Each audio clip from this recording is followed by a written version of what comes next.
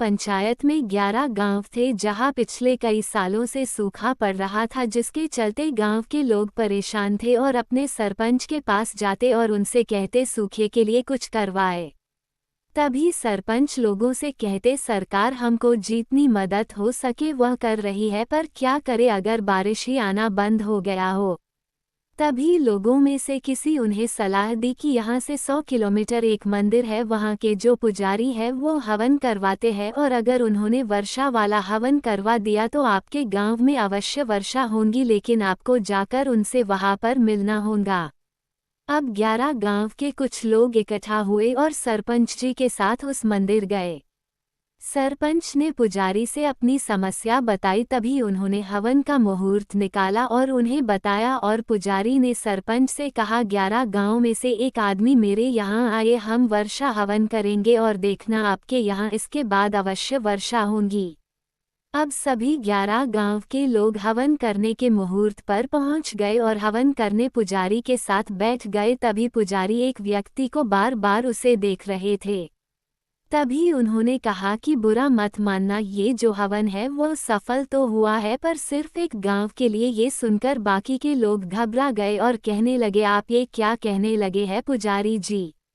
लोगों ने पुजारी से पूछा पुजारी जी सिर्फ एक गांव में बारिश होगी, बाकी 10 गांवों में नहीं होगी, ऐसा क्या है उस गांव में। तभी पुजारी ने कहा ये जो भाई साहब आपको दिखाई दे रहे हैं सिर्फ इनके गांव में बारिश होगी। तभी लोगों ने उस व्यक्ति के तरफ देखकर पूछा ऐसा इनके गांव में क्या है। तभी पुजारी बोले ध्यान से देखिए ये अपने साथ क्या लाए। लोगों ने कहा जी छाता लाए है। पुजारी ने कहा कि सिर्फ इन्हें ही संपूर्ण विश्वास है कि इनके गांव में बारिश जरूर होगी और आप लोगों को तो विश्वास भी नहीं है कि बारिश होगी, और सबको लगा कि किसी ने कह दिया है, हवन करवाते हैं और मंदिर में चले जाते हैं। लेकिन इस व्यक्ति को लगा कि यह एकमात्र उपाय है और अगर यह उपाय सफल हुआ तो सब कुछ अच्छा होगा।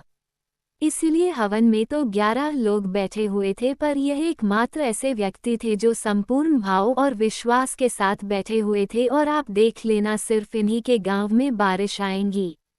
अब 11 लोग पुजारी को प्रणाम कर वहां से चल दिए और रास्ते में जाते समय बात कर रहे थे कि ऐसा थोड़ी ना होगा कि सिर्फ एक ही गांव में बारिश आएगी। अब रास्ते में सबसे पहले उसी व्यक्ति का गांव आया था जिसके बारे में पुजारी ने कहा था कि बारिश सिर्फ इनके गांव में होगी।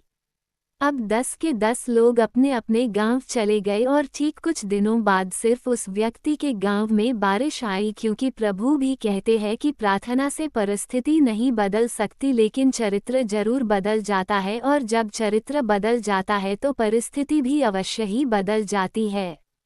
इस कहानी से हमें ये सीख मिलती है कि हम जो कुछ भी काम करते हैं उसमें विश्वास का होना बहुत जरूरी होता, तभी आप उसमें सफल हो सकते हो।